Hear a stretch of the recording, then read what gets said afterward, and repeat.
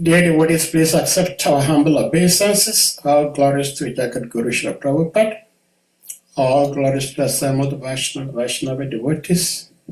And all glories to our revered speaker, His Grace Ishvara Prabhu. Hare Krishna, thank you so much, Prabhuji, for being here. Hare Krishna. Hare Krishna. Well, devotees, here is our Ishvara Prabhu, who needs no introduction. Prabhuji, before you speak, I just want to first of all register my utmost thank you to you. I watched the tape of honoring the disappearance of His Holiness Pastor Swami Maharaj in Vrindavan, and it was very beautiful. I listened to your sharing, and it was very beautiful and inspiring. So thank you for rendering such wonderful service. And with that being said, we may put the verse on the screen and then you take it over. Hare Krishna. Hare Krishna. Govinda Jaya Jaya Gopala Jaya Jaya Radharamana Hari Govinda Jaya Jaya Govinda Jaya Jaya Gopala Jaya Jaya Radharamana Hari Govinda Jaya Jaya Narayana Namaskritya Narayana Narotaman Devam Sarasatim Vyasam Tato Jaya Madhiraya Nastapaye Swabhadresu Nityam Bhagavata Sevaya Bhagavati Uttamas Loke Bhakti Bhavati Naistike Vede Ramine Chaiva Purane Bharate Tata Ado Adiyan Chamhade Chahari Samatagayate Mukam Karotiba Shalam Twango Langate Giri Yakipa Taham Vande Sri Guru Dinatadane Paramananda Madhava Dharma Prajita Katabuta Paramoni Masram Satan Vedan Vastavam Matravasu Shivadan Tapatayamu Lanam Sima Bhagavati Mahamuni Kiteki Para Ishara Sadio Ridi Abarudi Trakitivita Shanan Nigama Kapatalu Galifan Salan Sukamukanto Sangutan Pibatam Bhagavatam Rasamalaya Mohura Rasika Bhavaka Atoyam Brahmasutranam Bharatata Beninaya Gayati Basaru Posho Vedata Paribimita Sababiditi Hasanam Saran Saran Paribimita Sababidanta Sarami Sibakatam Rishati Tarasamita Shiati Tashana Yachi Sarati Kuji Krishnaya Basudevaya Devaki Nandana Yacha Nanda Gopa Kumaraya Govindaya Namo Namah Vasudeva Sutam Devam Kansa Chanuramadana Devaki Paramananda Krishna Bande Jagaguru Bamo Krishna Padaya Krishna Pistaya Bhutale Srimati Bhakti Vedanta Swami Tinamine Namaste Saraswati Devi Gauravani Pracharine Nibhisesa Sunyavadi Pashabdas Desatarini Vanchaka Patarubhyascha Kripa Sindhvacha Patitana Pavana Bibhyo Vaishnavebhyo Namo Namaha Namo Mahavadanya Krishna Prima Padayate Krishna Chaitanya Namini Gurati Se Namaha Sri Krishna Chaitanya Prabhu Nityananda Sri Advaita Gadadhara Siva Shri Gaura Bhakta Vrinda Hare Krishna Krishna Krishna Hare Hare Hare Rama Rama Rama Hare Hare. So I welcome everyone who's online this evening at the Hare Krishna ISKCON African platform, and also those who are on Facebook. So it's today's Ekadasi. Today's Ekadasi, Yogini Ekadasi. So I'll be speaking something briefly first on the Ekadasi, on the glory of Ekadasi. And then we get on the verse today about Vidura, who has left home. And after the journey of about 30 years, actually more than 30 years, then he's on his way to meet Uddhava. But first, today's Ekadasi, Yogini Ekadasi. So Ekadasi is Ekadasi is called Aribasa, the day of Lohari. That's what I mean. Ekadasi is a very, very special day. It's one of the most important days of any Vaishnava. So Srila Bhaktivinoda Thakur, in his song, Sudha Bhakti, so he had sung Madhavati Ti Bhakti Janani Jatani Palana Kori Krishna Basati Basati Boli Paramadare Kori. So this is verse number 12 of Sudha Bhakti, that I very carefully observe Ekadasi holy days. I mean, actually, Madhava Titi, Madhava is Krishna, and Titi are the special days. So Titi means the days of Lohari. So those Titis, those days, which are said to be non-different from Krishna, these days are Ekadasi Day, and the days like a Janmashtami. And these days, they are called the mother of devotion, the mother of Bhakti Janani, the mother of devotion. So Sri Krishna dwells within these days, Ekadasi days, Janmashtami days. Krishna dwells within them. So it's Krishna Bhasati. Bhasati means to live, to dwell. Krishna Bhasati, Bhasati Boli Paramadariko Adamgori. So it's Krishna lives, and because Krishna dwells within Ekadasi day, so this day is called Aribasa. Vasa means to dwell, dwelling, to reside. Krishna resides in many, many places. It's Naham Vaikunte, Naha Tistami Vaikunte, Yogina Hridayena Va. Krishna said, I'm not in the heart of the yogis, I don't stay in Vaikunta. But where do you find me? You find me where my devotees, where they are glorifying my name, some activities, my pastimes. This is where you find me, Krishna says.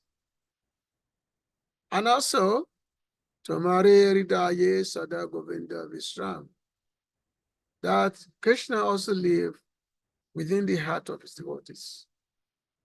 He lives within the heart of his pure devotees. So Krishna said, Aham Bhakta Paradina, that I dwell within the heart of my devotees. So which means if you want to find Krishna, you go find his devotees. It's not possible to see Krishna directly. It's possible to see Krishna where his devotees are. So Ekadasi is a very special day. It's called Harivasa, the days of Lohari. And the place, the day Krishna dwells in the Ekadasi. So what is the origin of Ekadasi? Ekadasi has got origin. There's origin of the Ekadasi. So there was one time, long time ago, there was a demon called Mura. This demon, he wanted to kill the Lord. He thought he could kill the Lord. They say the demons, they are so foolish. Now they want to kill that person that cannot be killed. Krishna, God. But because the demon, because of their foolishness, they think that they can give the Lord. So these demons, he has been looking for every opportunity to kill the Lord, but he could not find any chance. And then there was one time when the Lord was in Yoga Nidra, mystic sleep. So the Lord was in mystic sleep, and this demon Mura, so he saw the Lord sleeping, but the Lord does not sleep. When it takes rest, it's called mystic Yoga Nidra, mystic sleep, mystic slumber. But this demon, he thought the Lord was sleeping. He said, now he has got this opportunity to kill the Lord. So he went nearby.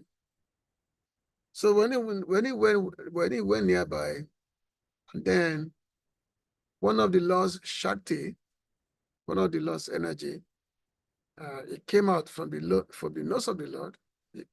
It came out. It's actually a female, and the Lord's energy came out, and they immediately killed this demon, Mura. So this demon was killed. And then after this demon was killed, so this Shakti of the Lord, she stood in front of the Lord with her hand folded. With her hand folded, she stood in front of it with her hand folded like this. And then the Lord opened his eyes. So when the Lord opened his eye, he saw that this demon was lying down on the ground dead. And then saw this lady with her folded hand standing in front of him. So the Lord asked her that, who are you? You can introduce yourself. The Lord asked for the identity. And then she submitted that, my dear Lord, I'm your potency, and I'm here to serve you. I'm here to I have appeared to serve you by slaying this demon. So, and the Lord decided to bestow his benediction upon her. So the Lord said that you will be known as Ekadasi, because this day was 11th day of the fortnight. 11th day of, normally the moon is divided into two halves, the first fortnight and then the second fortnight. So every fortnight of the half of each moon, so this is called Ekadasi. So this is called Ekadasi. You have Saptami, Astami, Navami, Dasami, and then Ekadasi. And then there's Dwadasi, Trayodasi, Chatudasi. And then you have either Punim or you have Amavasya, like that. So then the Lord said that you'll be known as Ekadasi because you appear on Ekadasi Titi. And whoever worships you on this day will attain the supreme destination. So the Lord said that whoever worships you on this day will attain the supreme destination. So that's the supreme service and the service of the Lord should be done. It's called with pointed attention, ekatma sevaka, with pointed attention. So on this day is especially because it's a day that is exclusive for the intense worship of the Lord. It is because the day which is called ISVARA. So therefore, the devotees, they give up all activities, or at least they minimize all activities, and they spend the day exclusively on devotional activities to the Lord. And so which means the devotees, they spend their day in the either or in the various worship of the Lord. They read the scriptures, they chant.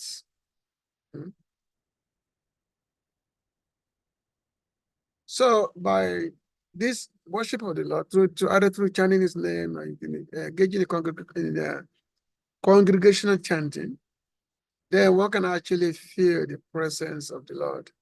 One can feel his presence. So there are different regulations for observing Ekadasi. The most regulation of observing Ekadasi is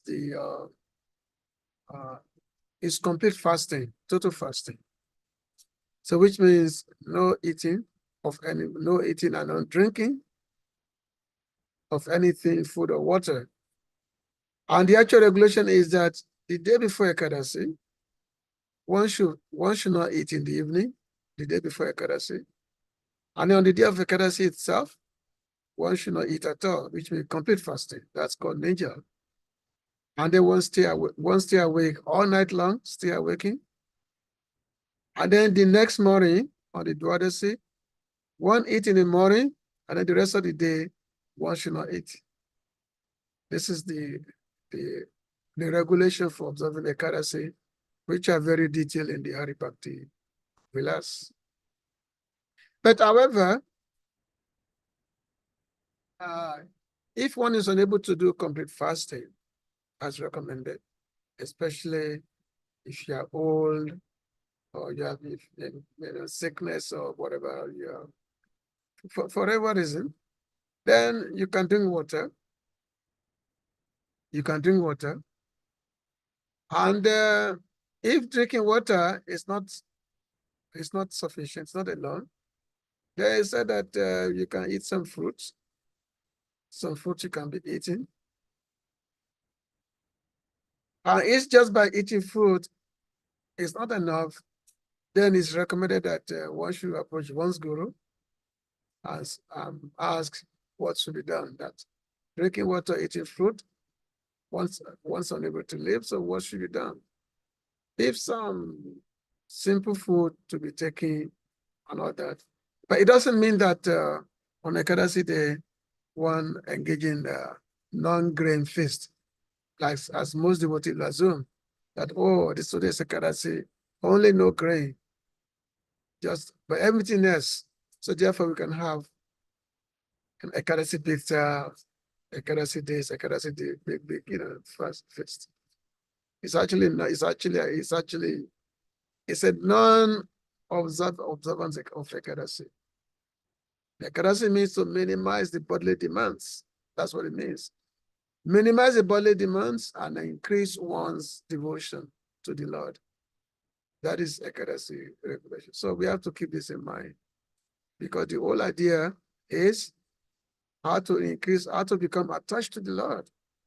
Less attachment to our body, but more attachment to the Lord. And Ekadasi gives us this opportunity. And it's only twice a month, not every day. So today's Yugi Ekadasi.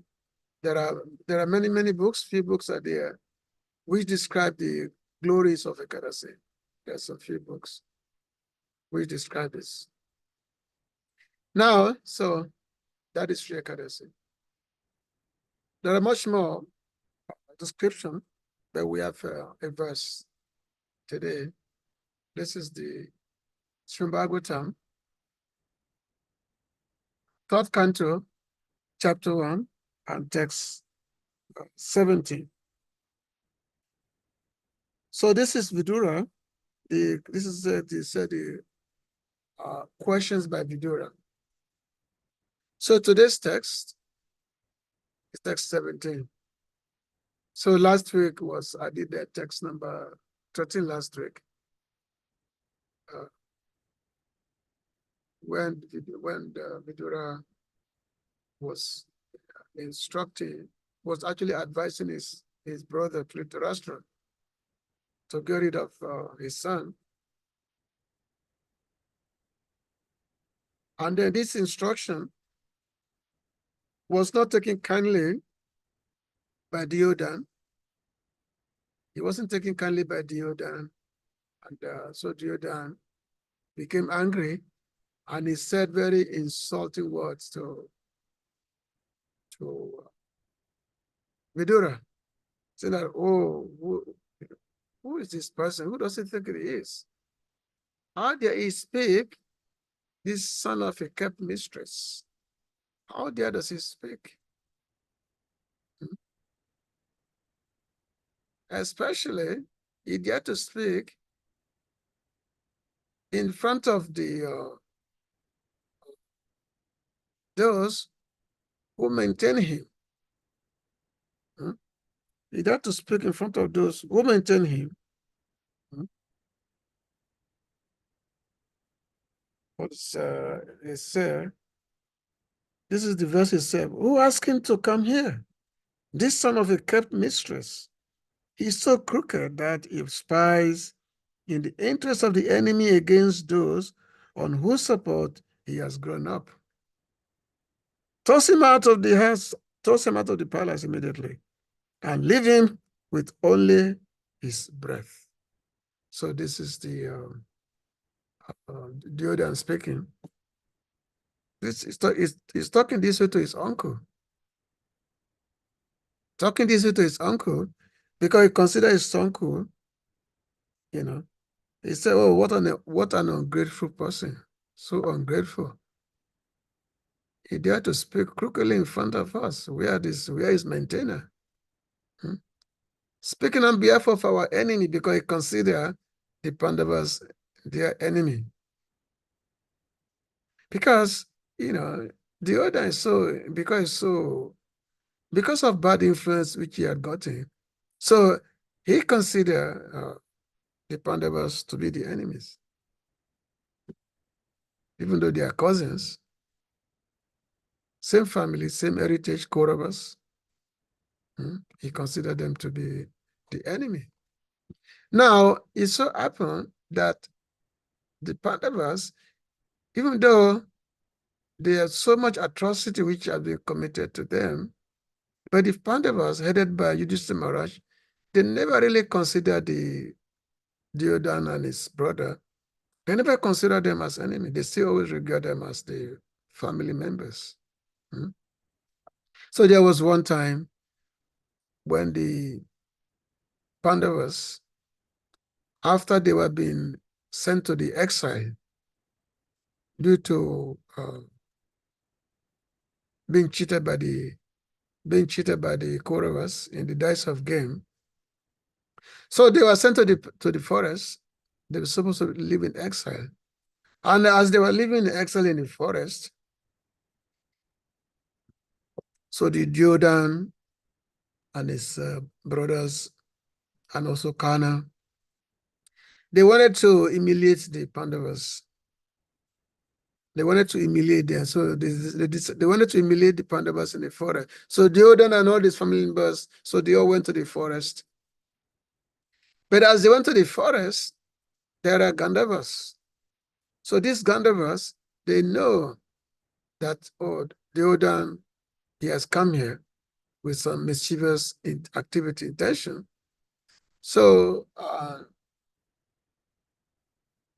and then, so the Gandharvas, who are like the angels, they're like, they are more higher than the human beings, the Gandharvas.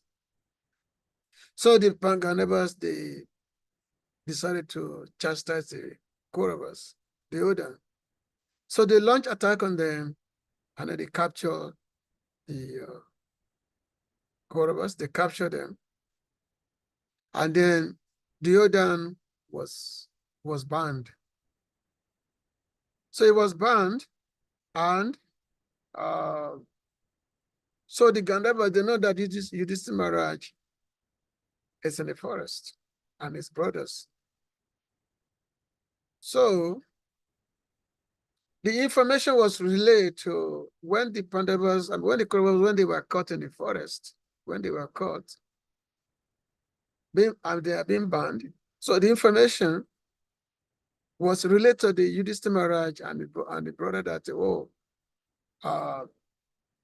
Jordan and his brother, they've been caught by the Gandavas. They've been caught and they are being banned. What to be done? So immediately, Bhima and Arjun, they say, "Oh, this is good. Let them be punished. This is good." So both Bhima and Arjun, they say, "Oh, this is good for the let be post." But Yudhishthira said, "No, they were our brothers. They are our enemy. They are not our enemy. They are our brothers. Even though the fighting may be there among the brothers, among the cousins, the fighting may be there, but that fighting is only internal. If there is to be an attack from the outside sources of attack, then the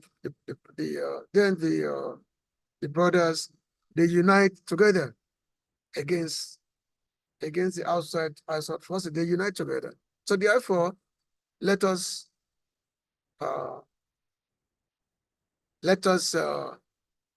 protect the core of us. Let us protect them. Let us go and fight for them. So, and then, so the Pandavas, Yudhishthira Maharaj and his brother, so they went to the spot, and then the head of the leader of the Gandharvas, when he saw Yudhishthira Maharaj, he was very, very happy to see him, and then he told Yudhishthira Maharaj about the intention of the Duryodhana and his brother, the intention. He told him, that these fellows, they've come here to the forest to humiliate you while you're in exile. So that's why we have caught them. And then Yudhishthira said, no, you cannot do this way. This is my brother. You can't do this way. So because of the respect that the Gandharvas have for Yudhishthira Maharaj, so they released Duryodhana and his brothers. They released them to Yudhishthira Maharaj. So you can just imagine the kind of humiliation that Duryodhana had, that the persons that they thought they were going to humiliate, but they themselves, they became humiliated, they themselves. They became. So Yudhishthira Maharaj, he became so humiliated that he wanted to give up his life. He wanted to give up his life because he became so humiliated. But Kana, he took him out of it. He said, "No, you don't have to do that. The protection that was given to you by Yudhishthira Maharaj, that is required. They should do that because after all, you are cousins." So anyway, Kana took him out of it. So this is a situation that in one sense, Duryodhana, he considered the Pandavas to be his enemy, but the Pandavas, they never really considered them their enemy. But it just act of being the sheer blindness, being blind, is due to sheer blindness that, and also the greed for power. So this is what happened. So in this case, when Vidura, when he was advising his brother that this your son is going to be the destroyer of your dynasty. He's going to be the destroyer of your dynasty. Therefore, get rid of him, cast him out. Otherwise, it's going to be the destroyer of your dynasty. So therefore, then, hearing this, the Duryodhana expressed this insulting word towards Vidura. They say that insult from a close relative is much sharper than the arrow. When a close relative insults you, it's much sharper than the arrow. Normally, if you're insulted by some outside person, you can tell you don't care so much for it. But if you're insulted by a close relative, that is much more, it's like something that pierces your heart. It's much more deeper than arrow. So Vidura, hearing this terrible insult from his nephew, Duryodhana, and especially when Duryodhana said give instruction that toss him out, meet him, toss him out, giving this instruction to his servant. So immediately, Vidura, he did not even waste his time. He just simply said, "Oh, this is the act of providence." So immediately left the palace and then left home, and he left home for good. He left home for good. So this is the point of spirituality, that sometimes when we are very, very attached to our situation, let's say we are very, very attached to the family members, and at the same time, we are practicing spiritual life, and the spiritual life is actually based on detachment. It's based on detachment. Sometimes, if there's too much impediment, to remove the attachment for the family members. So sometimes the arrangement is made by which one will be forced to be detached. And then when that opportunity comes for being detached, then it's like a freedom. It's like a freedom that one has. Then one can go to a place to go and search for Lord, to go and search for the Lord. So the verse we are reading, so this is the after Duryodhana, after he was insulted by his nephew. So he now saying today, this is our today's text. Samigata kurava punya labdo gajaba ya tita pada padani avakrama punya chikisa yobyam adistito yani sahasramurti. Sir, by the way, for those on Facebook, I'm on the Bhagavatam, third canto, chapter 1, text number 17. So, this word for word meaning, Sir, Vidura, Nigata, after having quit Kaurava, the Kuru dynasty, Punya, piety, Labdha, so achieved Gaja Avayat from Hastinapur. Gaja means elephant, and also another meaning for Gaja is Asti, is also meaning for elephant. So it's a Gaja Avayat. So the land of the city of the elephant, they must be having a lot of elephant in those days. From Hastinapur, Tita Pada of the Supreme Lord, or the Lord's lotus feet. Padani, pilgrimage. Kramat took shelter. Punya, piety. Chikisaya, desiring soul, ovium on the earth. Adistitaha, situated. Yani, all those. Sahasra, thousands. Moti, forms. Translation and purport by Divine Grace. Basi Bhaktivedanta Swami Prabhupada. Srila Prabhupada Ki Jai. By his piety,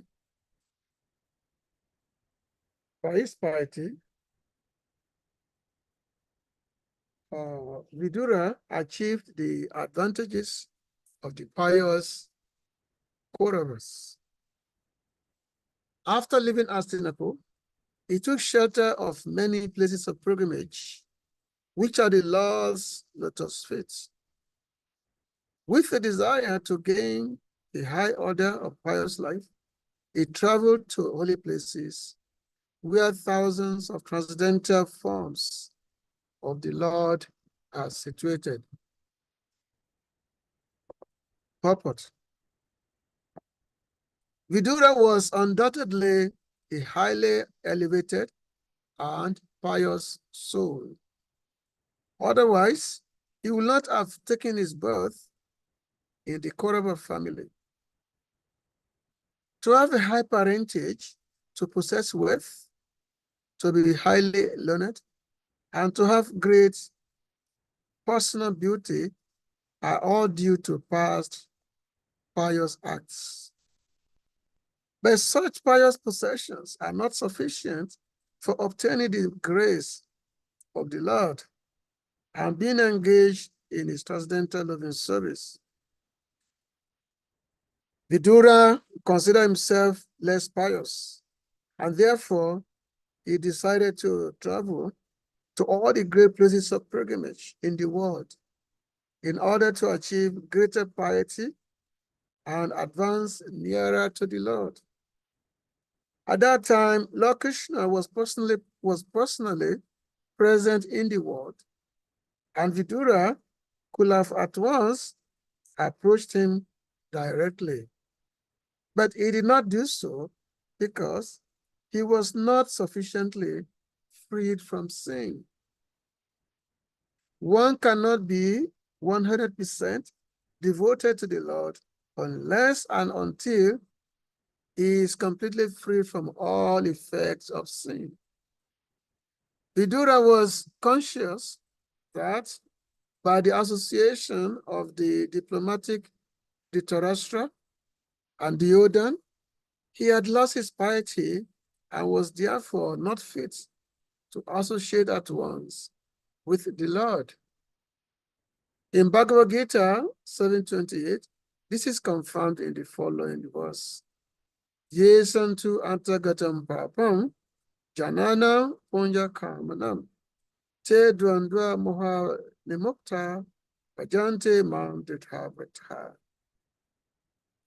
Persons who are sinful asuras like Kamsa and Jarasandha cannot think of Lord Krishna as the Supreme Personality of Godhead, the Absolute Truth. Only those who are pure devotees, those who follow the regulatory principles of religious life as prescribed in the scriptures, are able to engage themselves in Karma Yoga, and then Jnana Yoga, and thereafter, by pure meditation, can understand pure consciousness. When God consciousness is developed, one can take advantage of the association of pure devotees. Shan Mahat Sevaya Vipra Punya Tita Nishevanat. One is able to associate with the Lord even during the existence of this life.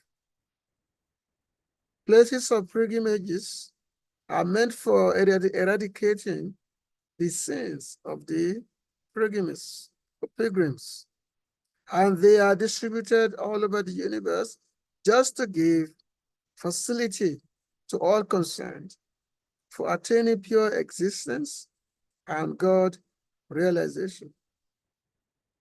One should not be satisfied, however, merely by visiting the places of pilgrimage and performing one's prescribed duties.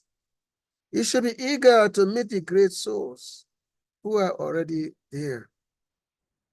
Engaged in the service of the Lord, in each and every place of pilgrimage, the Lord is present in his various transcendental forms. These forms are called archamotis, or forms of the Lord, which can be easily appreciated by the common man. The Lord is transcendental to our mundane senses. He cannot be seen with our present eyes, nor can he be heard with our present ears. To the degree that we have entered into the service of the Lord, or to the proportion to which our lives are freed from sins, we can achieve the Lord. But even though we are not free from sins, the Lord is kind enough to allow us the facility of seeing him in his archamotis in the temple. The Lord is all powerful, and therefore he is able to accept our service by presentation of his archa form. No one, therefore, should foolishly think the archer in the temple to be an idol. Such an archer motive is not an idol, but the Lord himself. And to the proportion to which one is free from sins, he is able to know the significance of the archer motive. The guidance of a pure devotee is therefore always required. In the land of Barabasa, there are many hundreds and thousands of places of pilgrimage distributed all over the country. And by traditional practice, the common man visits such holy places during all seasons of the year. Some of the archer representations of the Lord situated in different places of pilgrimage are mentioned herewith.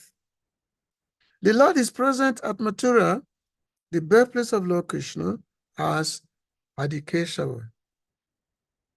The Lord is present at Puri, Orisha, as Lord Jagannath, also known as Purushottamam. He is present at Allahabad, Prayag, as Bindu Madhava. At Mandara Hill, he is present as Madhusudan. In the Ananda Ranya, he is known as Basudev, Padmanabha, and Janardana. At Vishnu Kanchi, he is known as Vishnu, and at Mayapur, he is known as Hari. There are millions and billions of such archer forms of the Lord distributed all over the universe. All these archer motives are summarized in the Charitamrita in the following verse. In the following verse, Sabata Pakasatarak Bhakti Sukha Dite Jagate Radamanasi Damastapite. The Lord has so distributed himself all over the universe just to give pleasure to the devotees, to give the common man facility to eradicate his sins, and to establish religious principles in the world. So in the Chaitanya Charitamrita, Madhya Lila, chapter 20, so the Lord Chaitanya Mahaprabhu, he was instructing Sanatana Goswami about the various forms of the Lord, which are spread in many, many places. Various forms of the Lord are there in many, many areas, especially here in India, which is called Dhamma Bhumi, the land of religion.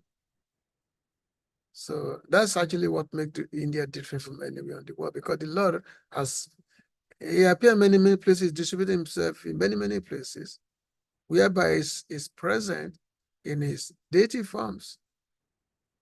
And the devotees, by going and take shelter of those and worship those deity forms in different places, then one can actually have direct association of the Lord himself.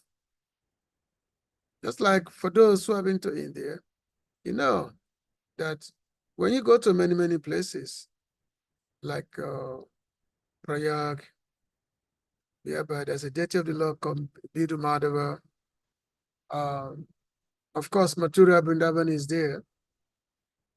Places like Gaya in state of Bihar, then Puri, and Dwarka, many, many places. When you're at those places, you actually feel the difference. You feel the difference in your being. I remember some time ago, I went to Gaya, whereby there is Vishnupad is there. Vishnupad means the Lord's feet, whereby there is the lotus imprint of the Lord's feet. The imprint of the Lord's feet is there on a stone, on a slab of the stone. So it's called Vishnupad. And normally people come from all over India. They go to offer, make offerings to this impression of the Lord's feet. And in that place, normally people, they do that, especially on behalf of their departed ancestors, their departed fathers, grandfather. They go there to this place. So when you're there, it's such a special place. You actually feel some kind of mystic experience that you can actually feel. And in this place in Gaia, there's actually an underground river. The river is underground, but it's flowing. There's an underground river. There's such a very holy place. You know. So Vidura it's mentioned that he went to a place, Gajaba Tita Pada Padanim. He went to that place where the Lord's lotus feet are established, traveling to many, many places of pilgrimage. Because you travel to place of pilgrimage, you go there because this is where the Lord is mostly worshipped. In all those places, there is no sense gratification there. Sense gratification there is very, very minimal. Now, there are many, many instructions which are included within this purport, which the Prabhupada had given. Now, just to begin with, Vidura was said to be very, very highly pious person. Very, very highly pious, very pious soul. Otherwise, he would not have taken his birth within the Kuru, the family of the Kurus. The Kuru family, it's a very illustrious family, actually, very illustrious family, which has been there for millions and millions of years. From the time of marriage, Yayati, this Kuru family. So to take birth in the family of a highly advanced family, of highly pious family, it's not something that is easy to get. So one must have accumulated tremendous amount of pious activities. Tremendous amount of pious activities that one must have accumulated in order to take birth in a very highly advanced family. Even materially. In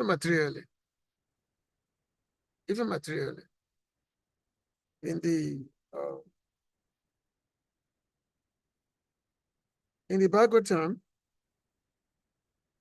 not actually in the Bhagavad Gita, text number 641. Text number 641.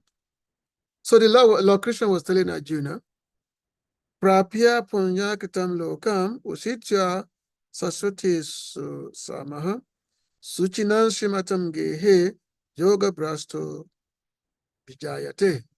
Maybe you can put that verse on the board. 641, Bhagavad Gita. The unsuccessful yogi, after many, many years of enjoyment on the planets of the pious living entities, is born into a family of righteous people or into a family of rich aristocracy. So basically, an unsuccessful yogi, somebody who's practicing spiritual discipline, but somehow he was unsuccessful, he fell down, and for some reason he fell down. So such a person, like Lord Krishna said in the chapter 2 of Gita, that he said that there is no loss, even though one may be practicing spiritual life and one is unable, one was not successful, there's a fall down. But last, but there's no loss, because one will be transferred to the higher planets. One will be transferred to the higher planets, and after staying there for many, many, many, many years, for hundreds and thousands of years, and then one will come down back to this planet, and then one will take birth in the family of advanced spiritualists, whereby one will continue the path of spirituality again.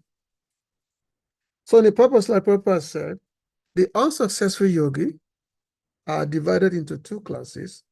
One is falling after very little progress, and one is falling after long practice of yoga. The yogi who falls after a short period of practice goes to the higher planets, where pious living entities are allowed to enter.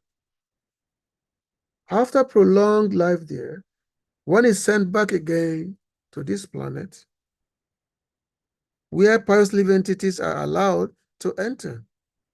To this planet to take birth in the family of a righteous Brahmana, Vaishnava, or of aristocratic merchants. The real purpose of yoga practice is to achieve the highest perfection of Krishna consciousness, as explained in the last verse of this chapter. But those who do not persevere to such an extent and who fail because of material allurements are allowed by the grace of the Lord to make full utilization of their material propensities. And after that, they are given opportunities to live prosperous lives in righteous or aristocratic families. Those who are born in such families may take advantage of the facilities and try to elevate themselves to full Krishna consciousness. So if one take birth in the family of a highly advanced spiritualist, let's say like Brahmanas, very, very highly devoted family, one take birth there. So which means one's practice of spiritual life it become very easy because one has taken birth in a very advanced spiritualist.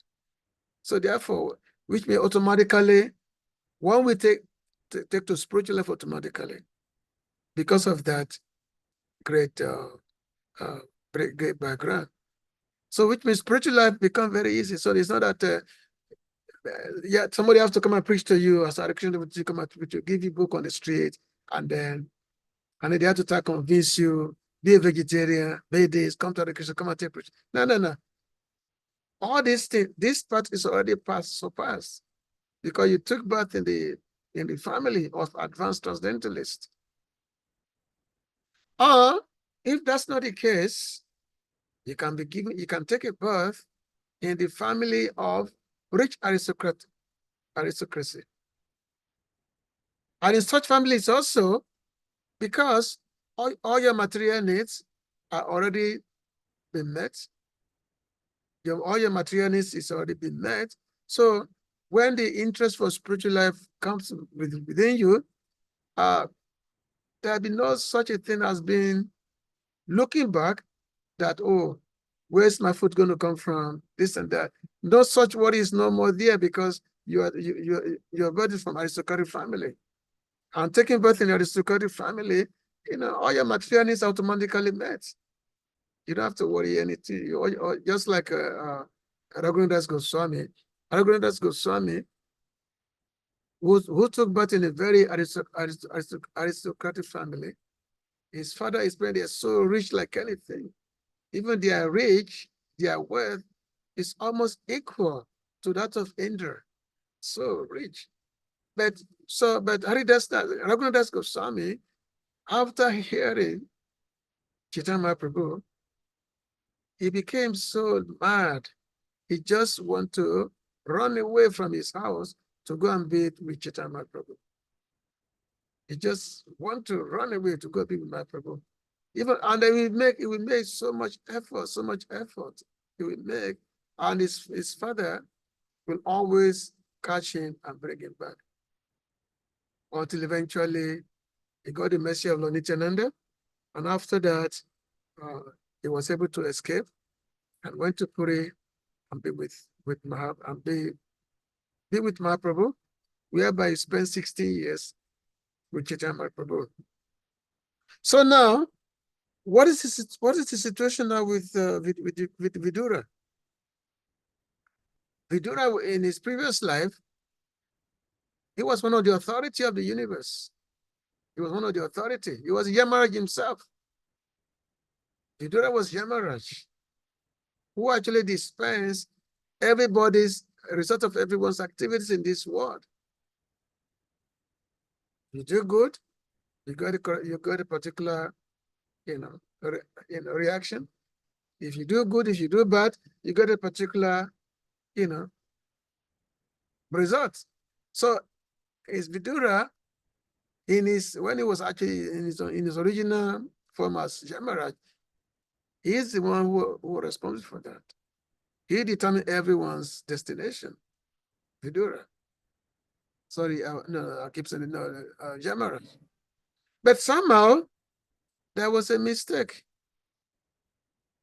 But that mistake was it was kind of unknown to him. That mistake was done. Somehow the mistake came about, and this mistake was also a lesson, because whatever story we read in the scriptures is always a lesson. There are many stories in the Puranas. And what's the meaning of Purana? Purana means old. Purana means old. Now, old what? Old stories, old histories. Even though we may say that they are old history because they dated back millions and millions of years, thousands and thousands of millions of years, like for whatever. So many stories are there in the Puranas. And many of them are millions and millions of years old.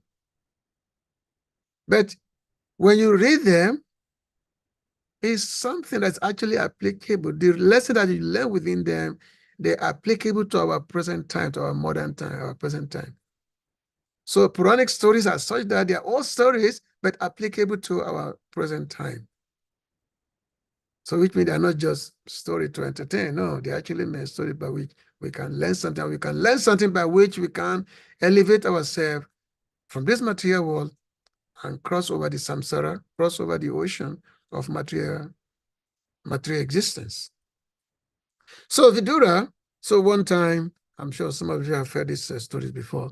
One time, there was a rishi. His name was Mandukya Muni, Mandukya Rishi. So this rishi, this sage, he was doing meditation. He has an ashram in the forest. He was doing meditation. And then there was some dacoit, there were some thieves who had done some thievery, some robbing in the city. And then these thieves, they were being chased by the king's guard. They were being chased.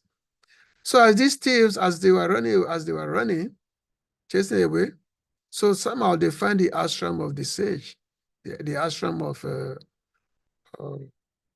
Mandukya Rishi. So they enter the ashram, but as they enter the ashram, the guard who are chasing these people, these thieves, so they enter the ashram and they find these thieves along with the sage. So this guy, they thought that the sage was also part of the thieves. So they took everyone, including the sage, they took everyone to the palace of the king. And then the king decreed that they should be put to death, which include the sage. So the king decreed that they should be put to death because the king didn't know that this is the sage is different somehow. And then they were put on the platform, and then the spear was used to pierce the thieves and also the sage. The spear was used to pierce them to death. But as they were piercing the sage, because the sage, he had a mystic power, he did not die. He did not die. So the king saw that, oh, he didn't die. Who is this person? So he saw that, who is this person? And then they said, no, notice that this actually is sage. So the king realized, oh, what has he done? This is a sage. This is a money. And then he went to beg forgiveness from the sage that, please, I didn't know this and that. Forgive me. Because if he didn't do that, he will, that the sage can destroy his kingdom within a moment. So the king, the rishi, he actually forgave the king. But he went to Yamaraj. So he went to Yamaraj and asked Yamaraj that, how did you allow that? How did you allow that to happen to me? How did you allow that? And then Yamaraj told him that, well, when you were a child, there was an ant. And in that ant, you had pierced this ant with a sharp object. You've pierced this ant with a sharp object. So therefore, this is the reaction to that. So you've been pierced by a spear is a reaction to the fact that, yeah, when you were a child, you pierced an ant. So the rishi said, you're such a fool person, you're such a foolish person, that a child is not responsible. A child cannot be considered to be sinful. A child does not commit sinful activities because a child doesn't know anything. How can you make a child be responsible for whatever a child does? So therefore, I curse you to fall down from your position. Go take back, I'm cursing you, fall down from your position. You're going to become a Sudra on earth. So Yamaraj fell down from his position. He fell down from his position. However, even though it was caused to be a Sudra, but his birth on earth was not an honorary birth, because his father was none other than Vyasadeva himself. Vyasadeva impregnated Vidura's mother, but the mother happened to be a dasi. A dasi means a dasi is like maidservant of maidservant of the mother of Dhritarashtra. This was let's see what it was, Ambika. Amba, Ambika, and Ambalika. So this was Ambika. So because Vyasadeva was supposed to impregnate the wife of Vichitravya, who had been killed by the Gandharvas, and Vichitravya, because he had been killed, but there has to be the continuation of the Kuru dynasty, and because Bhishmadev, he had made a vow of never to produce any children or never to get married, so Vyasadeva was called to come and impregnate the wives of his brother, because Vichitravya was a brother of Vyasadeva. So and then so Vyasadeva was the father of Vidura, but it's in the womb of a dasi or maidservant. So being the son of Vyasadeva, this is not an honorary birth. Vyasadeva is got such a great sage. He's actually an incarnation of Krishna himself. He's an incarnation of Krishna. So it's not an honorary birth. So Bhagavatam said, Krishna told us, he said that an unsuccessful yogi will take a higher birth. Family of aristocracy, the family of highly advanced spiritualists. And who could be more advanced spiritualists than the Vyasadeva himself? And then within the family of the Kurus, very highly pious family, the Kurus family. The family of Kuru. This is the family where Bharat Maharaj, Maharaj Santanu, then Bhishma Dev himself. This is the family. And of course, this is the family of Pandavas, the Kurus, because they are Kurus. Like many times when you read Bhagavad Gita, Many times Christians say that, oh, son of Kuru, son of the Kuru. That Christian will tell Arjun that, oh, you are son of the Kuru because he's son of Kuru. So this is a situation that Prabhupada is saying that that Vidura was a very highly elevated and pious soul. Otherwise, he would not have taken his birth in the Kaurava family. He would not have taken his birth in the Kaurava family. So therefore, to have high percentage, to have a high parentage, to possess wealth, to be highly learned, and to have great personal beauty are all due to past pious acts. So he mentioned that, what was that? Jama Asvarya Sutta Subi, Jama Asvarya Sutta Subi, Edamana Madapuma. Now, there's one thing to take birth in a high family, but if one does not take advantage of it, if one does not take advantage of it by becoming a devotee of the Lord, then one is said to misuse the chance.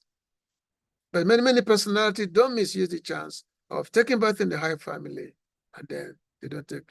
But if one misuse the chance, then was that verse that Kunti, who said that the Jamashva Sutasudvi, Edamana Madapuma, Naivatan was that Tuam Akinchana Gochara. So Mother Kunti is saying that those personalities, they don't consider the birth in the high society or personal beauty or wealth, anything like that. But I said, oh, she's saying that, my dear Lord, you're not attracted by those who have taken birth in the high society, high family, or learning, build personal beauty. But Tuam Akinchana, they say, but we are attracted by those who consider nothing in this world their own. Akinchana Gochara. Akinchana means nothing. They consider nothing in this world their own. So which means such persons, they don't consider their qualification, their so-called qualification of personal beauty or learned or parentage, wealth, anything. They gave it up. And then they go search after the Lord. So such a person, they go to many places of pilgrimage in search of the Lord. Like you mentioned here, how by Vidura, he was go to that places, go to many places of pilgrimage where the Lord's forms have been worshipped. He was going to many places of pilgrimage. And another point that is mentioned here in this purport is that Lord Krishna was present during that time when Vidura, because this was before the battle of Kurukshetra. This was before the battle. So Lord Krishna was present, was present in the planet. And after, when Vidura was insulted by Duryodhana, and Vidura was always a devotee of the Lord. So, and when Vidura had to leave, he had to leave home. He could have just go to Dwarka and associate with the Lord in Dwarka, but he didn't do that because he did not consider himself to be qualified enough to have the association, to have a direct association of the Lord. He did not consider himself to have such qualification. Because even though the Lord may be there to be in a direct association of the Lord, it's not an honorary thing. It's not an easy thing to be in direct association of the Lord. Because the path of bhakti is such that it takes a long time, several lifetimes. It takes several lifetimes before one can attain perfection. It takes several lifetimes. And even after one has become perfect, one has certain perfection spiritual life, still to have a direct association of the Lord, it requires some kind of a training. It requires, so which means, as like Prabhupada will mention, especially the Krishna book, that devotee will first have to take birth in the planet where the Lord is performing his pastimes. He will take birth in the planet where the Lord is performing his pastimes, and in such planet, the devotee will gain association of the Lord's devotees.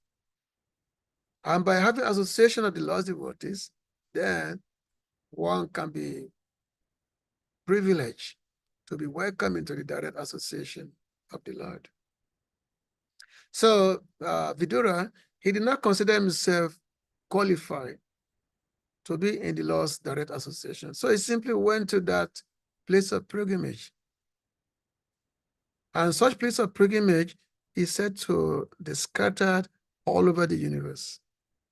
They are scattered all over the universe. And in all those places, the Lord's deity form have been worshipped in those, the Lord's deity, the Lord Achamoti, they are being worshipped. So in the Chaitanya Charitamrita Madhya chapter 20, when Lord Chaitanya Mahaprabhu was instructing Sanatana Goswami, he was describing many of these places, whereby different forms of the Lord are being worshipped. Now, because the Lord is not different from his form, his worship is considered to be non-different from him, his worship. Just like there was one time when two Brahmanas, when they were traveling in Vrindavan, two Brahmanas, one is like an old man, and the other was young. So the two Brahmanas, one is young and one is old. So the younger Brahman, he was rendering, because both of them, they were traveling together. They came from Pragyoti, which is from South India. So they're traveling together. So the younger Brahman, he was taking care of the old Brahman. He was looking after his need. So because this boy, young Brahman, was looking after the need of the old Brahman, so the old Brahman was so happy with the service of the young Brahman. He said, oh, my dear boy, my dear young Brahmana, I'm so happy of your service, which you have been taking care of me nicely. Even my own son does not do this much. So therefore, I am going to give you my daughter to get married to. And this old Brahmana, he was also an aristocratic Brahmana. He was very, very well respected in society. Whereas this young Brahman, he wasn't so educated, and he came from like a very simple, poor family. But this old Brahman said that, my dear boy, I am going to give you my daughter for you to marry to you. And the young Brahman said, oh, my dear sir, that's not possible. How are you going to get, this is not possible. You're a very highly placed person in the society, highly aristocratic Brahman, very highly respected. And I'm just a poor, young Brahmana from a poor background, poor village. Nobody knows me. That's not possible for you to do that. Especially, even if you decide to do that, your family members will never allow your society, because you belong to a high society, they will not allow that. So the whole Brahmana said, no, this is my daughter. My daughter is my property. Of course they're going to allow. Nobody can tell me what not to do. So therefore, it's my promise to you that I will give you my daughter to marry. I give my daughter to marry. So the young boy said that, okay, if this is the case, why don't you make this promise before the deity? So that time, both of them, they were in front of the deity, Sakshi Gopal, the Gopal deity. So they said that they make a promise in front of the deity that you will give your daughter in marriage to me. Because if the time comes, if you make this proposal before your family members and they refuse, and then I'm going to call the deity as a witness that you've made this promise. So the Brahmana was said, so no problem. So he went before Gopa deity, said that, my dear Lord, I made a promise that this boy, I am going to give my daughter to marry to him. And if there's any problem, my Lord, you will serve as a witness. If there's any problem, you serve as a witness. So both Brahmanas, the young boy and the old boy, so they both made this promise before the deity. And then, so they went back to their village, separate ways, right back to their where they came from. So after some days, then the old Brahmana, he called his family members, he called them up and told them that while I was on pilgrimage, one young Brahman boy, he took very care of me nicely. He took very care of me. He made sure that I don't lack anything. So therefore, I've made my promise to this boy that I will give my daughter in marriage to him. So immediately his family member heard this, they became very angry, say, how is that possible? We are a family of aristocracy. How can you marry your daughter to a poor Brahman? How's that possible? And then they also making a big scene. And then the wife said that if you do that, I'm going to give my life. I will give up my life if you do that. And then the son said that this is not possible. This is not going to be possible. So after some days, the young Brahmana came to the house of the old Brahman and said that, now, my dear sir, I've come now because you've made a promise that you give your daughter in marriage to me. So therefore, I have come. So the old Brahmana said, oh, okay. He was not giving direct answer because of the fear of his family members. And then so immediately the son came out. He said, oh boy, you've come here. You try to marry my daughter, my sister. You're like a dwarf trying to touch the sky. You're like a dwarf trying to touch the sky. So therefore, and then immediately, so this the son of the old Brahmana, so he took a stick and chased away this young Brahmana. He took a stick and chased him away. So the young Brahmana, so because this old Brahmana had made a promise before the deity. So the young Brahmana, he called all the village village men, all the village members, he called them, and then there was a big meeting. So the old Brahmana was there, his family, and young Brahmana was there. And then the young Brahmana narrated the story that how the old Brahmana had promised to give his daughter in marriage to him. So when everyone asked the old man, he said, oh, I can't remember. He said, I cannot remember what has happened. And then the son of the Brahmana said that actually this boy, he had given some kind of drink to my father. And then when he gave some kind of drink to my father, so because my father had so much money, so this boy, he took all his money, he robbed him. Now he has not come now to claim my sister that my father had promised to him. So he said, this boy, he's just a thief, he's a crook. And then the boy told everyone, actually, this is true. What I'm saying is the truth, that the old man he had promised he's not married to me.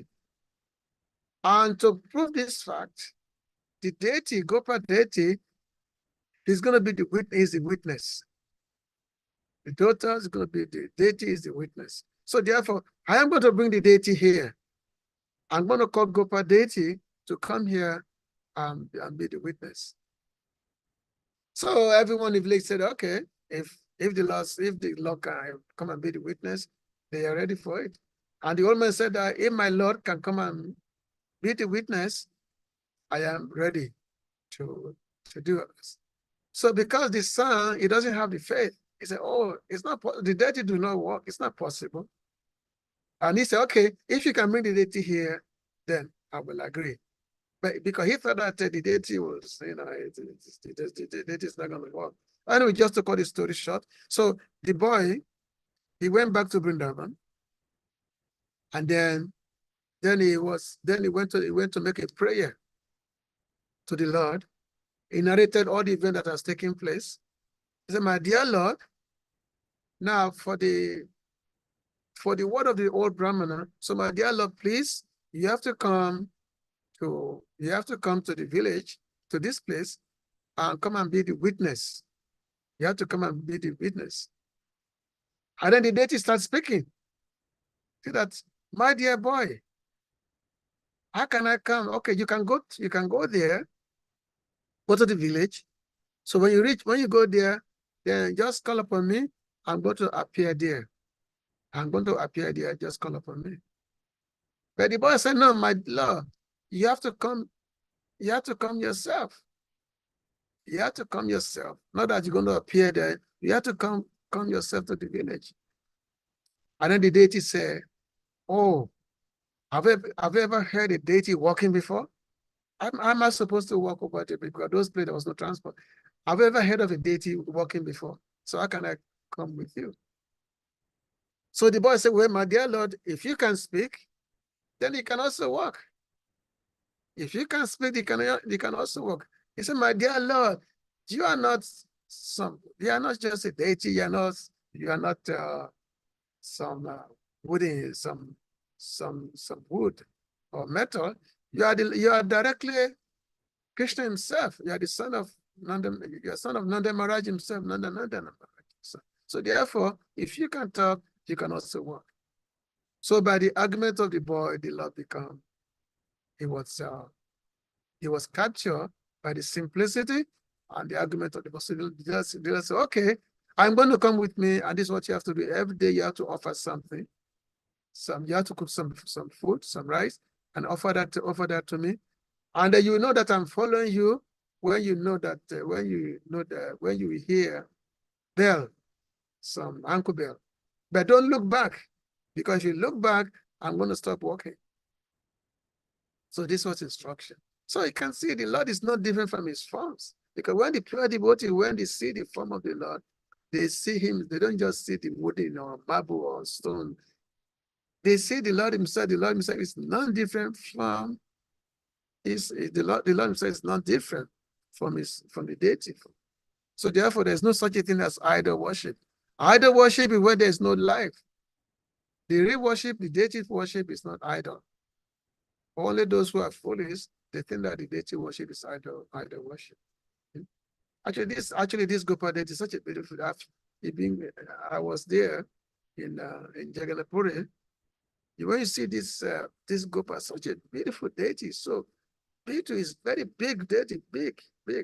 That's so beautiful like anything. When you see that deity, you'll be captivated. So anyway, I know that our time is going. It's almost 10 o'clock. And I wish I could go on because Prabhupada expressed so much in this purport, talking about the Achamurti, talking about the worship of the deity form of the Lord, and how this deity form of the Lord is.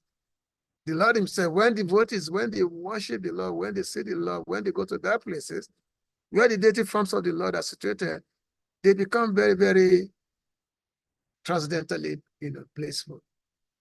So it's very, very beautiful, very, very wonderful descriptions of the Achamurti, the deity form of the Lord. The Lord is not different from his form.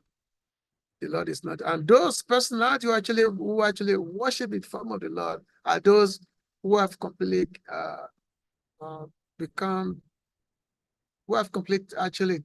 turned their back away from this world, who have completely lose any kind of attraction from this material world. Then they have the attraction to the Lord himself. So the pure devotees, they don't consider the Lord's form as the Lord. They don't consider deity as just some material elements. They see the deity as not different from the Lord himself. This is what we learned from this verse, this sloka. So Hare Krishna, so I'm going to stop. If there's any, actually, I think I speak so much tonight. So if there's any question or comment, you can please go ahead. Hare Krishna. Hare Krishna. Thank you so much, Ishwara Prabhu. Hare Well, Krishna. it is true that when one is tasting something that is sweet, time does not really run so fast. So we've spoken at length, but it still seems that it's a very short time. Dear devotees, if anyone may have comments, questions, realizations you may want to share, please you may indicate by using the hand emoji or your physical hand, and you'll be asked to unmute to ask your question or share your realizations. Hare Krishna. Hare Krishna. Prabhuji, you referenced Bhagavad Gita 641, the unsuccessful yogi. My question is, we are trying to become devotees, and from what I understand, maybe my understanding is not right, but what I understand is that Srila Prabhupada said that if we practice devotional service and we become successful, we go back home, back to Godhead. Now, there are other beings who had a direct association with Krishna, and they performed devotional service. But after they left their bodies, they did not go back to the spiritual world. They went back to wherever they came from. Like there are lots of personalities we read about in the battlefield of Kurukshetra who were demigods and demigoddesses who came to partake in the Mahabharata war and Krishna's pastime. And after they left their bodies here, they went back to their old planets. Why didn't they go back home, back to Godhead? But they had to go to wherever they came from. Yeah, because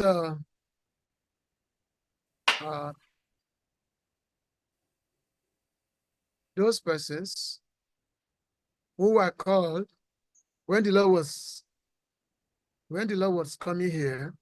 Oh, I think I was giving a lecture here in Punjab. I think it was last week. We were actually talking about that. That those persons who before the Lord's advent, they were told to go to the earth and take birth in many places, in the place where the Lord is going to appear. Yeah, they were previously demigods, different great personalities. Even some people came directly from the spiritual world.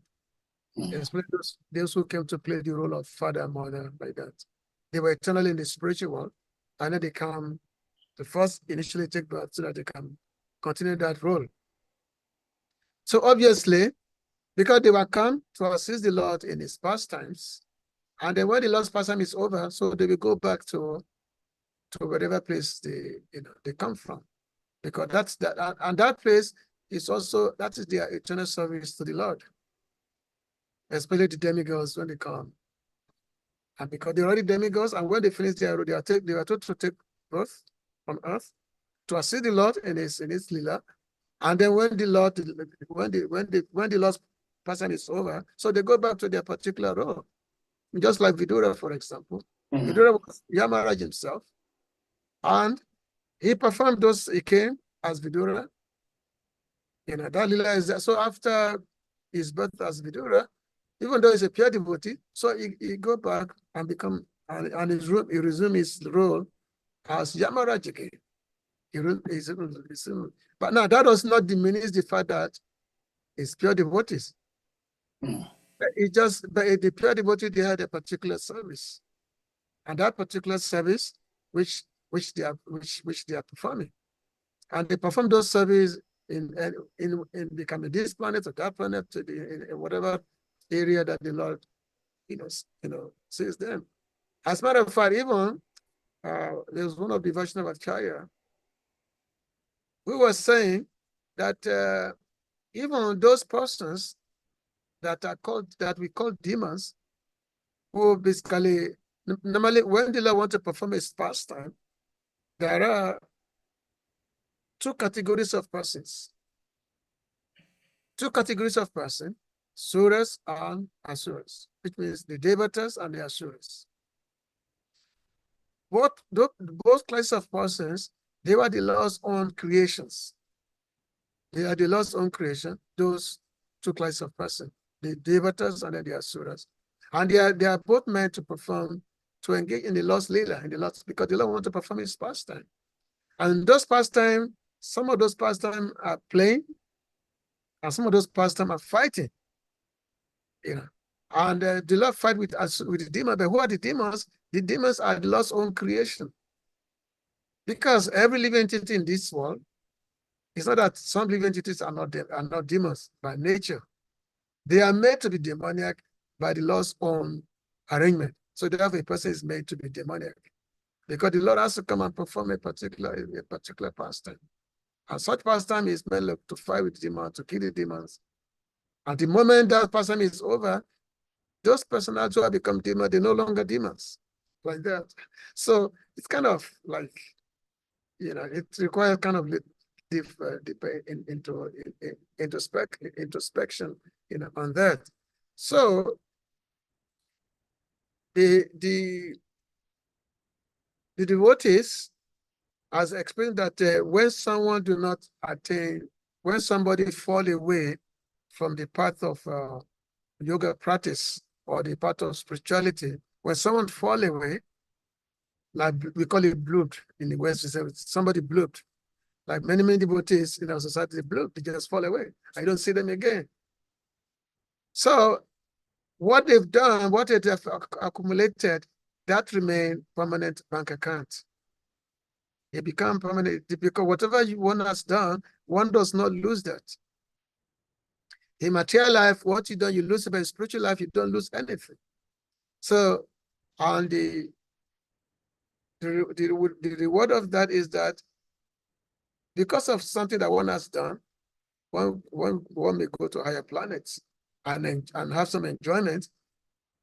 Because normally one fall down because of because of desire for sense gratification.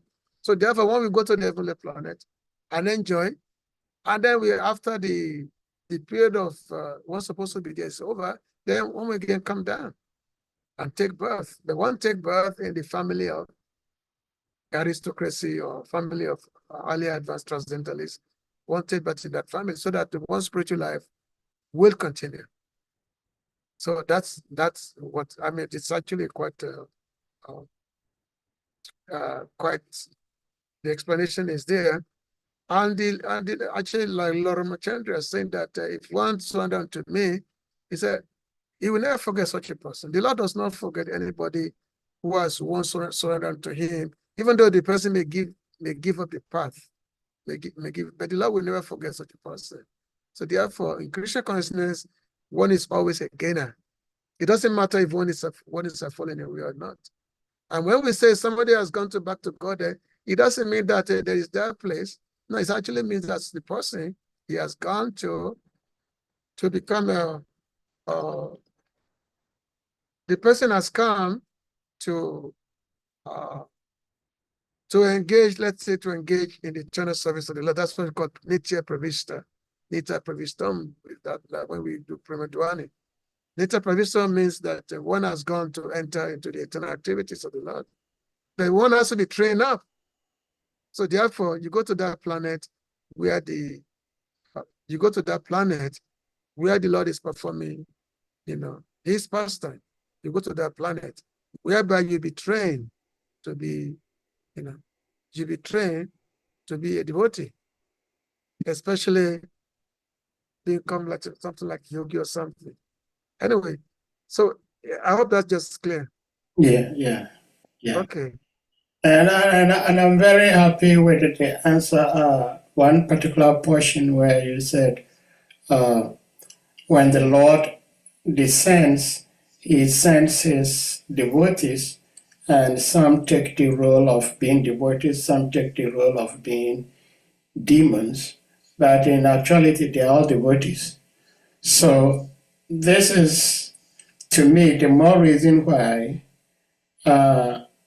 we definitely will have to hate sin, but not the sinner.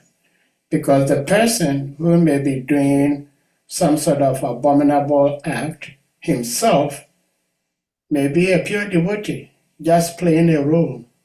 And if we hate on that particular person personally, we may be doing wrong. So thank you for sharing that.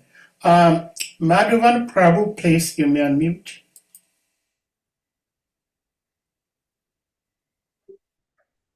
Hare Krishna Prabhu. Hare Krishna. All glories of your little feet, Prabhuji. Thank you for your very wonderful lecture you gave us today. I really enjoyed it.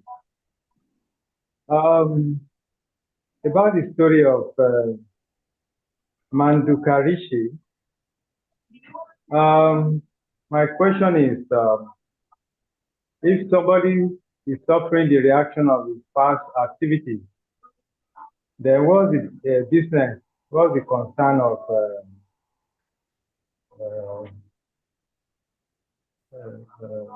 Yamaraj. Yamaraj, yes, thank you. Especially when the person is still alive. Is it not when someone dies, Yamaraj takes some judgment? So this aspect, I just believe that I'm puzzled why they have to achieve Yamaraj this way. Hare Krishna Prabhu. So your question is that where he has to accuse Yamaraj? Is that your question? Yes, because he was suffering the reaction of his past activity. So what's the concern of Yamaraj? That type of business. Yes, especially when he was not even.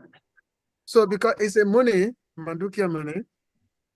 So money means it's a rich sage who already has a spiritual power, which means he can and be a sage.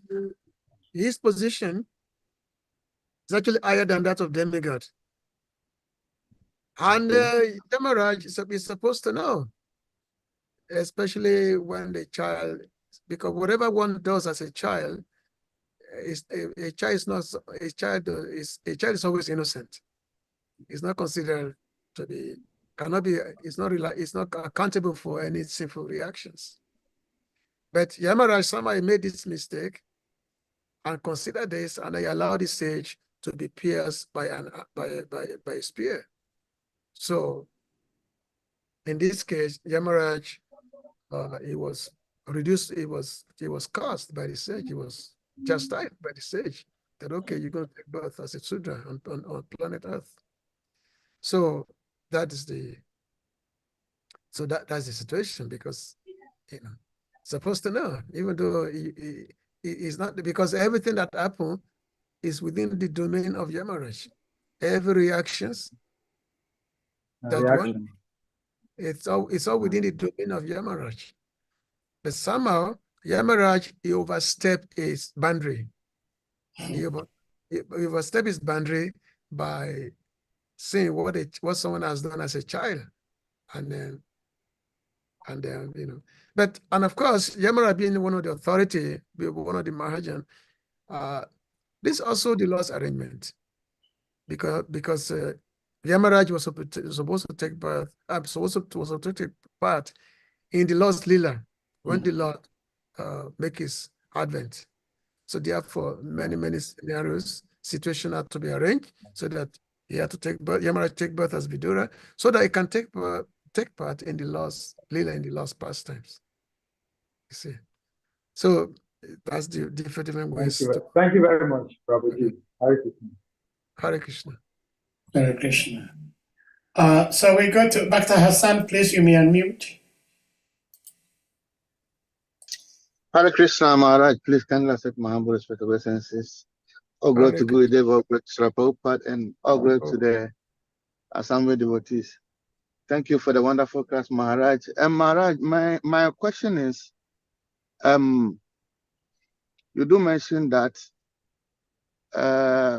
people who do pious activities, some will go to heavenly planet, or some will take birth in Brahmana families. So, Maharaj, my question is, in this material world, everything we consider like enjoyment is kind of sense gratification.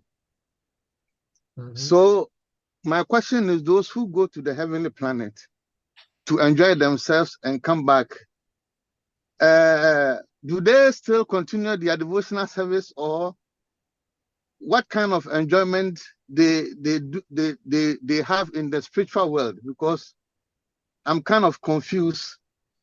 So if they enjoy themselves, how do they enjoy themselves and come back again into this material world to this material world? If you can explain that, Hare Krishna. Yeah. So heavenly planet is not spiritual. Heavenly planet is within the material world, but it's the heavenly planet. It's higher planet because there are many planetary systems. You have the lower planets, you have the middle planet. We are the middle planets, and then there are the higher planets. So not typically in this world, those who want to go to the heavenly planet, they will perform many pious activities such as the different sacrifices, so many philanthropical works, many things like that, by which you can go to place of pilgrimage, all those things, digging the wells, feeding the poor, all these are called pious activities. And by doing these pious activities, you go to the heavenly planets. It's a place whereby you go there, it's just like, just like, let's say you're in Ghana, you want to go to America. So yeah, but anyway, that's just a cruise. But the heavenly planet is, you go there because of the result of your pious activities. However, this is different from a yogi, somebody practicing spiritual life, somebody practicing yoga, spiritual discipline, like coming to Krishna consciousness. You are performing activities, you are following the four regulated principles, living in the temple, all these things. But after some time, you get tired of it, and then you left. And then you again go back to your materialistic activities again. Now, because you have come to Krishna consciousness, you have come to spiritual life, you have done spiritual activities. So that itself, and because you are not successful in your practice, you did not attain perfection in your practice. So it said that because of that, in your next life, when you give up your body, you go to the higher planets. You go to the heavenly planets, especially by heavenly planet. And there's so many different levels, different gradations of heavenly planet. They're not all the same. There are seven planetary systems which are said to be higher, like Tala, what is that, Mahatala, different planets are there, up to the planet of Lord Brahma. And each planet, there are different duration of life. So, but let's say you go to heavenly planet whereby you get associated with Indra, and then you get to drink this heavenly drink called Sumaras. You get to drink it. And then you never guess, you live a long time, at least 10,000 celestial years, which is 36,000 years here. So you go there, you enjoy like anything. And then once your time, you're supposed to be there, is over, then again you come down. So you again come down again as whatever. So you come down, and and then you take birth in the family of the Brahmanas or the family of aristocracy. This is what I've already explained this already in the lectures already. So that is just the thing. But as as a spiritualist, spiritual life, your it will continue, which means where you left off before, you will pick up from that. However, your spiritual progress will continue. So if you have made, let's say, 20% progress in your previous life, then when you again begin your next life, you will begin from 21%. So wherever you stop, that's where you begin in your next life. You don't lose what you have accumulated. Now, the only way you can lose what you've accumulated if you've been offensive to a great devotee. If you commit apparat to a great devotee, then you can lose everything. This is called like a mad elephant. When there's elephant, a mad elephant can cause havoc in a garden. So which means a mad elephant can, when a mad elephant is loose, it can cause so much disturbance. So an offense to a great devotee is said to be mad elephant. So if we commit offense to a great devotee, if you don't beg forgiveness from that devotees, then whatever we have accumulated, we may lose it. So anyway, that's just the main thing. So that's just the basic answer to your question, the basic answer. Okay, Maharaj, thank you so much. So that means if you go to the heavenly planet, you don't continue devotional service there. No, you simply enjoy like anything there. Oh, okay. You have a big enjoyment. And then once you come, then you have to come down. However, there are some other planets, because I say heavenly planets are not the same. There are different planetary systems. There is a planet of this. There are planets of the sages, where the sages live. This is higher than the heavenly planet. This is called like Mahatal, like that. We have great sages like Kumaras where they live, and those planets, when if you make it there, then you can actually go higher up. You can go higher up, and this is the just like this great book called the Bhagavatamrita. If maybe you can attend my lectures on this book, which shows the story of this devotee who was going from one planet to another.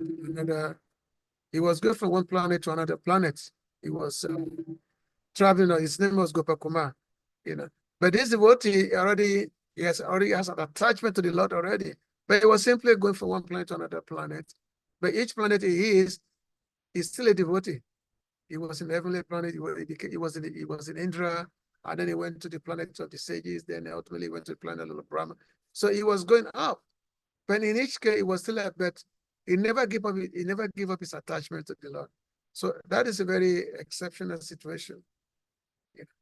Again, a heavenly planet is a place whereby you simply enjoy. But it's very, very rare. But one can see the devotee because you come down as a devotee. But basically, you enjoy yourself, and once that period of enjoyment is over, then you come down. This is explained in the chapter 6 of the Bhagavad Gita. The text which are 641, you can just go to that text again. Chapter 6, text 41, read it. So Prabhupada also explained this in his purport of the Bhagavad Gita. Yes, thank you so much, Maharaj. I'm very grateful. Thank you. Hare Krishna. Okay, somebody else? Hare Krishna. Thank you. Anyone else with something to share or ask? Hare Krishna. Hare Krishna. Krishna Govinda Prabhu. Hare Krishna, Prabhuji. Please accept my respectful obeisances of glories to you, glories to Srila Prabhupada, and all those that are assembled devotees. Prabhu, I would like you to relate the Vidura's pastime, Yamaraj. Because he was a child, he performed some abominable acts which were not considered to be sin because of his age. And so for that reason, Yamaraj has to be cursed for punishing Vidura. And I believe when we said a child, it's not by his or her body, but the level of the level of the maturity of his consciousness, and so he's considered not to be punished. So how do you relate that to someone who is mad? To a mad person, he's also out of his senses. He does not know what is to be done, what is not to be done, what is good or what is bad. Does this a mad person also get a reaction to his activities? Now, this story of Yamaraj becoming Vidura, as I explained this in the beginning of the class. Maybe you are not there. So Yamaraj became Vidura. He became Vidura because he was caused by a sage. His name is Mandukyamuni. Yeah. Exactly. Mandukamuni, that's what I mean. So Mandukamuni when he was a child, he did something, but Yamaraj, he put that on him, said, oh, because you did this, so therefore you've been pierced by the spear. So because of that, so the sage chastised him there. So you're going to take birth on earth as a, as a Sudra. So therefore, that's the thing. Now, your other question in terms of if somebody become mad, normally the madness, everything is normally is due to excessive material desire that won't become mad. That's what it happens. And of course, once you become mad, you lose everything. You lose the sense of reasoning. It's like, madness. Mad person means mad. And in this material world, everyone is more or less crazy. Everyone's more or less mad. Like Prabhupada mentioned one story. So there was one fellow who had killed another person. He had killed another person, and this person was taken before a judge. So when the judge asked him that, why did you commit this act? So the person replied that I was crazy. So that's why I committed the act. So the judge then told the doctor that to examine this fellow, if he's actually crazy or not. So this person was examined, and then the doctor told the judge that, well, in his life, he had studied everyone in this life, and to him, everyone in this world is more or less crazy. More or less, everyone in this world is more or less crazy. So, because of excessive material desire, so all kind of craziness is there in the material world. Even a person that you think is normal is also crazy. And also, when you come to spiritual life, there has to be another kind of craziness. Because to give up the desire to enjoy material world and pursue and start practicing austerity, giving up some gratification is another kind of madness. That only a person who is mad will refuse to enjoy himself. When the devotees, they are wearing this bed sheet called dhoti, running around the street chanting, not going to nightclub and all these things. So the materialist people, they say that you're mad. It's only a mad person who will forgo all these things. It's only a mad person. So in this material world, there's all kind of levels of madness is there. All kind of madness is there. Madness is there in the material world. And everything, it's all reactions of whatever we do. Prarabdha karma or aprarabdha karma. It's all the reactions of all these things. All right. So everybody, see all your questions that you're asking, if I have to answer them fully, will take a long time. You have to analyze them and really, so therefore I have to give a very quick answer, because you're asking a very intelligent and deep questions. But for me to give proper answer, it take a long time. But the time is very limited because I'm looking at my time here. It's already 10:30 already. 10:30 p.m. Indian time. Yeah. Well, thank you so much. Harichakra Prabhu, please, you may unmute. Does Prabhu still have time? Shri Shara Prabhu. Yeah. You have like a few more minutes for him. Okay. Yeah. Okay. Ask your question. Okay. Yeah, Krishna. Harichakra, Like this, I have two major questions, but I will just ask one of them. During the last answer to Govinda. Dr. Hassan's question, Prabhu, you made mention that the only way that you can lose the credit to your spiritual, you can lose your spiritual credit is when you commit a mad elephant offense. So if it's possible that you can lose your spiritual credit, then why do we say that if you accumulate spiritual credit, it's eternal? Everything you do, every step you take spiritually, the result is eternal. How can it be eternal if you can lose it by performing some other act? Yeah, offenses can make one lose it or committing offense. So the only way one can prevent that is by begging for forgiveness from the person that one has offended.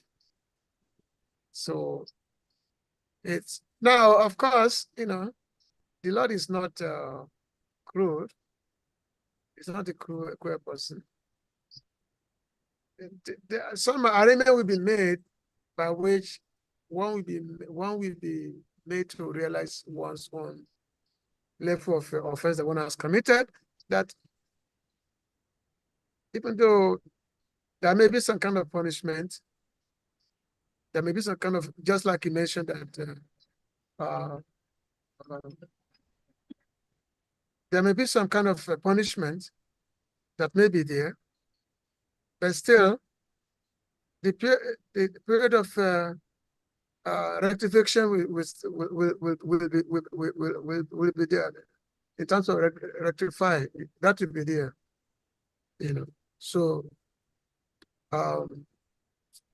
yeah, the period of rectification will be there. So the arrangement will be made whereby one will made to realize once an offense, and then one can take up again the spiritual, the spiritual life can be taken up again.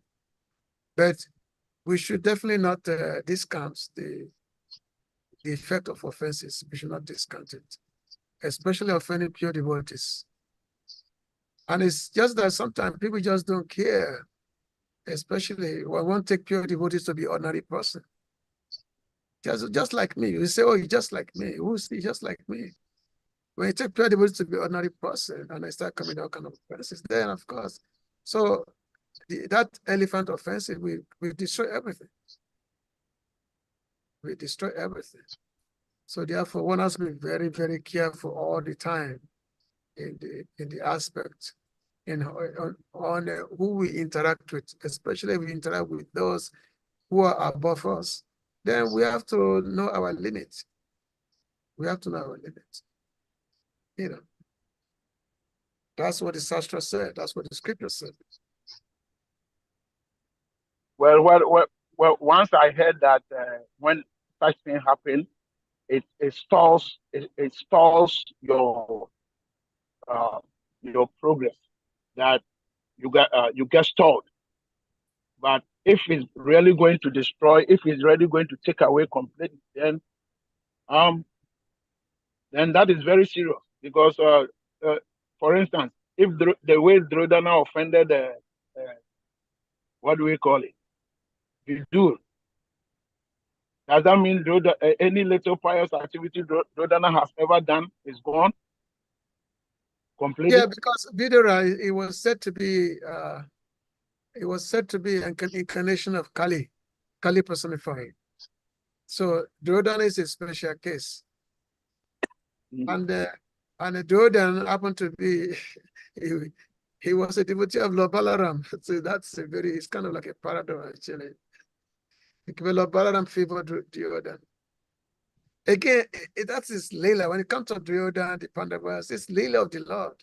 It's that's and it's full of so many lessons, so many lessons that is there.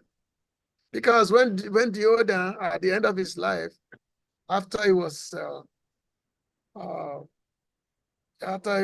almost dying, after the fight with Bhima, and Ashwatthama came, who had killed, and Ashwatthama was like a servant of Duryodhana, and he said, and he had killed the descendant of the children of the 5 sons of the Pandavas of Draupadi. So then Ashwatthama went to Duryodhana to give him the news that, oh, guess what? I've killed your nephews. I've killed them. So he thought that Duryodhana would be happy, but Duryodhana became very unhappy. He became very sad. He said, oh, you've done this horrible thing, so therefore get out my face. So Duryodhana was no longer considered the Pandavas or their children to be his enemy anymore, because he was leaving his body, he was dying. So he no longer considered them to his enemy. And he became remorseful that Ashwatthama had done this terrible act. So a lot of lesson is there, a lot of lessons, a lot of different consideration is just there.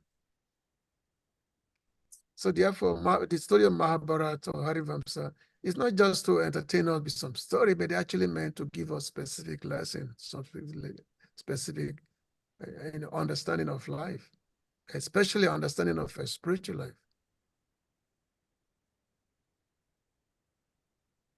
So anyway, maybe some of you can communicate with me. You can write me on my WhatsApp. Yeah, you can get my WhatsApp number on the platform. You can write me, because it's now the time is gone. I wish I could keep going on and on, but the time is it's Yeah. So, but some of you can write me, and I will. All right. Well, thank you so much, Prabhuji, for the wisdom shared and the time spent with us. And on this note, we're going to humbly request all the devotees to kindly unmute, and we all chant Hare Krishna Maha Mantra to express our appreciation to our revered speaker, His Grace ISVARA Prabhu. Jai. Hare Krishna, Krishna Krishna, Hare Hare, Hare Rama, Hare Rama, Rama Rama Rama, Rama, Hare Hare. Takal Bhattari Vyascha, Kripasli Evacha, Avanebhyo Vaishnavebhyo, Nitakuti Vaishnavinda Ki Jai, and all glories to His Grace ISVARA Prabhu Ki Jai. Hare Krishna. Hare Krishna. Hare